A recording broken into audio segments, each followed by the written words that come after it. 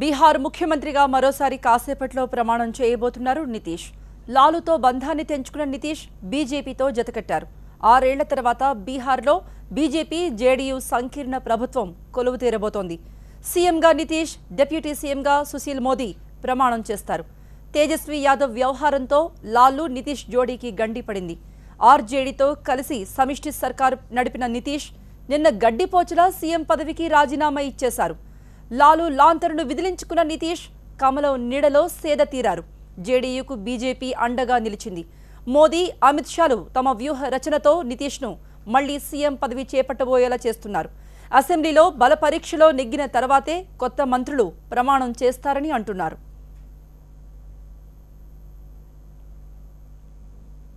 అనూహ్య పరిణామాలతో బీహార్ రాజకీయం వేడెక్కింది. తెల్లవార్లు మీటింగ్లు, మంతనాలు జరిగాయి.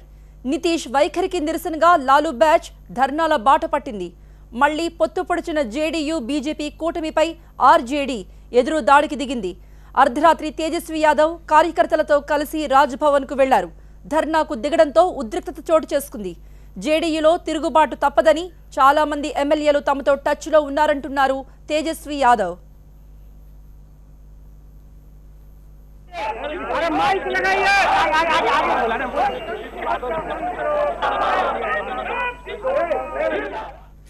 రాజీనామా చేసిన తర్వాత నితీష్ ను కలిసిన బీజేపీ నేతలు ఆయనకు ఫుల్ సపోర్ట్ ఇచ్చారు.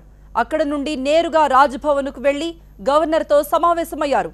తమకు 132 మంది ఎమ్మెల్యేల సపోర్ట్ ఉందంటూ గవర్నర్ త్రిపాఠికి లేఖ సమర్పించారు. దీంతో నితీష్ ప్రమాణ స్వీకారానికి గవర్నర్ అనుమతి ఇచ్చారు. ఇవాళ ఉదయం 10 గంటలకు మళ్లీ సీఎంగా ప్రమాణం చేయబోతున్నారు నితీష్ కుమార్. మరింత సమాచారం మా ప్రతినిధి మహాత్మా లైవ్ లో అప్డేట్స్ ఇస్తారు. మహాత్మా,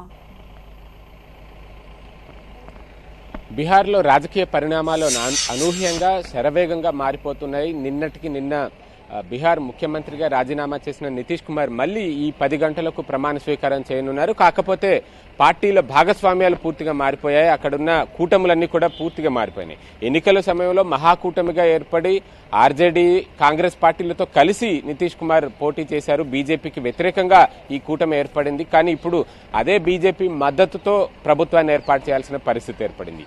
అయితే దీని అంతటికీ కారణాలను మనం విశ్లేషించుకుంటే గనక ఆర్జేడీ తీరే నితీష్ కి విసుగు పుట్టించిందని మనకు స్పష్టంగా అర్థమవుతుంది. లాలూతో లాలూచి పడలేకనే తాను రాజీనామా చేశాను, తన అంతరాత్మ ప్రబోధం మేరకే పదవి నుంచి తప్పుకున్నాను అంటూ నిన్న నితీష్ కుమార్ వ్యాఖ్యానించారు కూడా.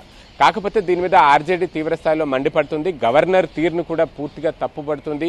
తాము ప్రభుత్వాన్ని ఏర్పాటు చేయడానికి ముందుకొస్తామని గవర్నర్ కి సమాచారం ఇచ్చినప్పటికీ తమకు అవకాశం ఇవ్వకుండా హడావుడిగా ఈ రోజు సాయంత్రం అనుకున్నది కాస్త 10 గంటలకి ప్రీపోన్ చేసి మరి ఈ ప్రమాణ స్వీకారానికి అవకాశం కల్పించడాన్ని ఆర్జేడీ నేతలు, ఇప్పటిదాకా ఉప ముఖ్యమంత్రిగా ఉన్న తేజస్వి యాదవ్ తీవ్రంగా తప్పుపడుతున్నారు.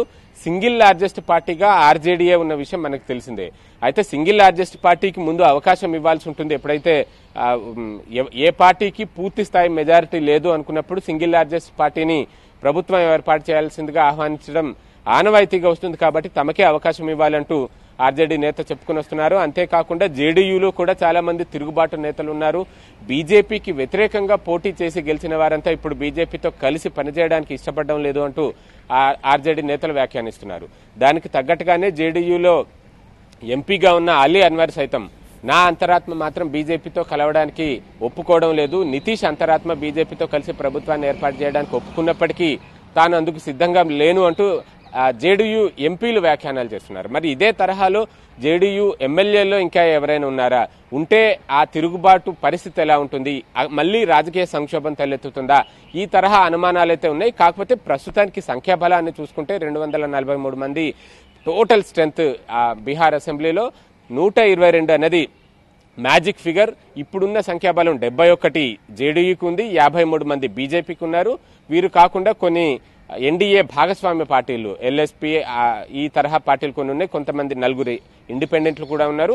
వీరందరినీ కలుపుకుంటే 132 మంది, అంటే మ్యాజిక్ ఫిగర్ కంటే మరొక 10 మంది అదనంగా మా దగ్గర ఉన్నారు అంటూ నితీష్ తన బలాన్ని గవర్నర్ కి వెల్లడించారు. ఆ క్రమంలోనే నితీష్ తోటి ప్రభుత్వాన్ని ఏర్పాటు చేయడానికి గవర్నర్ ఆహ్వానించారు.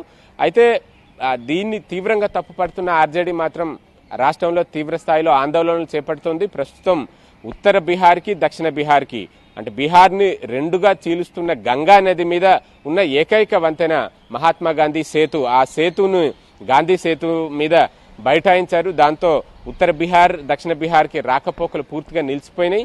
ఆర్జేడీ ఈ తరహా ఆందోళనలు మరింత ఉధృతం చేసే అవకాశాలు కనిపిస్తున్నాయి.